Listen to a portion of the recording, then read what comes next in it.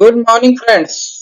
मैं संदीप सिंह आज मैं डिस्कस करने वाला हूं एक ऐसे स्टॉक्स पे जो आप देख रहे हो कि अभी तक वो 52 वीक्स हाई टच कर चुका है। तो इस स्टॉक में क्या और मूवमेंट आने वाला है, जैसा स्क्रीन पे आप देख रहे हो फंडामेंटल एंड टेक्निकल मैंने लिख के रखा है। आज मैं उस पे दोनों पे डिस्कस करने वाला हूँ। इस स्टॉक का Indian oil corporation limited IOC.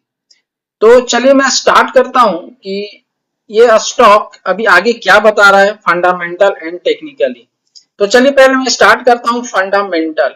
Fundamental की बात करूं तो ये स्टॉक 52 वीक हाई 27 फरवरी 2026 को लगाया था। 188 रुपया का हाई लगाया है। 52 वीक्स हाई इसने टच किया है 188 रुपया 96 पैसे का।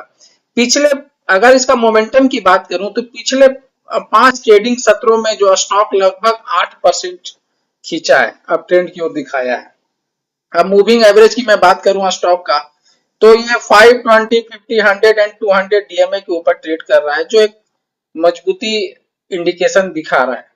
सपोर्ट एंड रेसिस्टेंस की मैं बात करूं इस स्टॉक का तो 185.77 एक सपोर्ट के रूप में इस स्टॉक का दिख रहा है।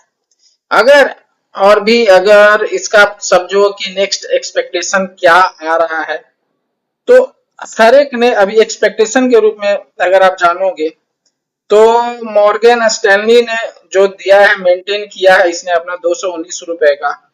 और अगर जेफरीज अगर आप देखोगे जेफरीज ने 190 रुपए का ये एक्सपेक्टेशन के रूप में बता रहा है। तो ये तो मैंने टेक्निकल पे बात किया है। अभी मैं बात करूंगा कि फंडामेंटल क्या दिख रहा है स्टॉक। फंडामेंटल कंपनी 6 मार्च और 26 को बोर्ड मीटिंग होगी जिसमें सेकेंड इंटरिम डिविडेंड की घोषणा हो सकती है। अगर प्रॉफिट ग्रोथ की बात करूं तो दिसंबर तिमाही में ये नेट प्रॉफिट 12,126 करोड़ के रूप में हुआ, जो पिछले तिमाही में 7,610 करोड़ रुपया के मुकाबले काफी ज्यादा है। अब वैल्यूएशन की बात करूं इसका पी रेशियो अभी भी 13.6 के करीब में, जो एक सेक्टर के अन्य कंपनियों को मुकाबले काफी आकर्षक है। मैंने ये जो बता रहा हूँ ये लिख के भी रखा है, आपको स्क्रीन पे भी दिख रहा होगा। हाई डिविडेंड, इसकी डिविडेंड यील्ड लगभग 4.4% से 5% के बीच में है, जो एक सुरक्षित निवेश चाहने वालों के लिए पहली पसंद ये बनता है। ये मैं फंडामेंटल की बात किया और आगे फंडामेंटल में बता दे रहा हूं आपको। अर्निंग अगर दिसंबर तिमाही में अगर आप देखोगे तो नेट प्रॉफिट में भारी उछाल रहा है, जैसा मैं बता रहा था अभी 12,026 करोड़ का। इफिशियंसी की मैं बात करूं, रिफाइनिंग मार्जिन में जीआरएमएस में सुधार होने से कंपनी की बैलेंस शीट में काफी मजबूती आई है। वैल्यूएशन देखोगे पीएसयू स्टॉक होने के नाते इसका पी रेशियो अभी भी काफी मतलब सस्ता है, अंडर वैल्यूड ही है। अब फंडामेंटल में ये चल रहा था, अब आगे की मैं बात करता हूँ। सॉरी, अभी एडवाइस भी मैं थोड़ा सा दे दूं निवेशकों की सलाह की डिविडेंड के चक्कर में ऐसा नहीं कि बहुत ऊपर पे ले लिए खरीद दिए, थोड़ा सा डीप काम वेट कर सकते हैं। कच्चे तेल की कीमतों में अगर इसका रिस्क भी क्या है, अंतरराष्ट्रीय उतार चढ़ाव स्टॉक में असर डाल सकता है। एक ये हो गया। अब जो अगला मैं लेके आ रहा हूँ, अभी इसके बारे में बता रहा हूँ आईओसी का शेयर होल्डिंग पैटर्न के बारे में थोड़ा सा मैं डिस्कस कर लूँ।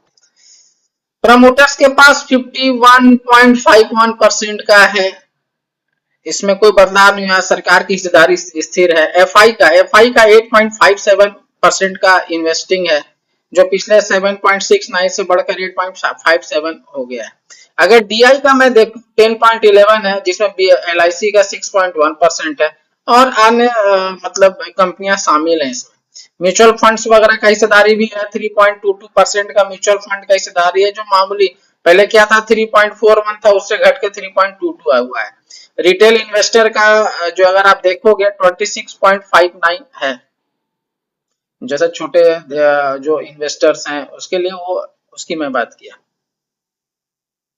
अभी और थोड़ा दिक्कत करूं एफआई, अगर आप एफआई जब भी किसी भी स्टॉक में इन्वेस्टर अगर बढ़ता है, पहले कम था अभी वो परसेंटेज की ओर आगे बढ़ा, तो एक पॉजिटिव संकेत दिखाता है। प्लस गवर्नमेंट पीएसयू होने के नाते गवर्नमेंट का हिस्सेदारी 50% से अधिक का है। तो एक सुरक्षित मतलब सेफ कह सकते हैं कि सेफ बताता है। और इंस्टीट्यूशनल बैकिंग भी है, पहले 37.68 था, सो बढ़कर अभी 38.14% में वृद्धि हुआ है, इजाफा हुआ है।